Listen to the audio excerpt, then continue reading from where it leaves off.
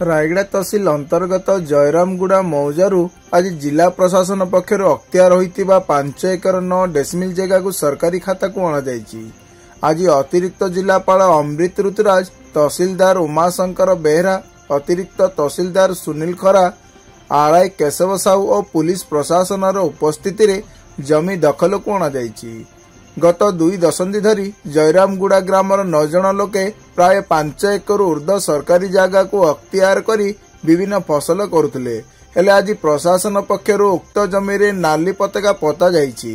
तेबे जेउ माने उक्त जगह को निजे दखल रे रखिथिले सेमानकु अन्य एक सरकारी जगह प्रदान कराजिबो बोली अतिरिक्त जिलापाल सूचना दैछन्ति।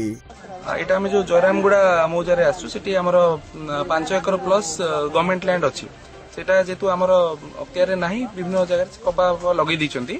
तेणु आम आज तहसीलदार एंड एक्जिक्यूटिव मजिस्ट्रेट पुलिस को सहायता रे आम सेठी डिमार्केट करके सेठू रेड फ्लैग सब लगाउछु एवं तापर होर्डिंग भी लगेइबु।